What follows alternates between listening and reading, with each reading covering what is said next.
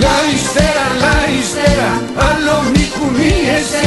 Τα παιδιά χουτουρεύλε και εσύ πάντα φύγεσαι. Γεια σας. Όποιος θέλει τα ανέκδοτο στα ποντιακά, θα το έχω κάτω στην τελική οθόνη. Ο Γιωρίκας με τον Κωστίκα παντρεύτηκαν με τη Σουμέλα, ήταν εκεί τελείως το μυστήριο. Πάνε πρώτη μέρα στο σπίτι, στο γάμο. Αρχίζει ο Γιωρίκας, χαϊδεύει τη Σουμέλα, όπα του λέει. Αυτό το χέρι που ακουμπάς, του λέει, δεν το έχει ακουμπήσει κανένας άντρας. Εντάξει. Αρχίζει τη χαϊδεύει λίγο τα πόδια. Λέει, όπα του λέει. Αυτά τα πόδια να ξέρεις, του λέει, δεν τα έχει ξανακουμπήσει αντρικό χέρι. Εντάξει.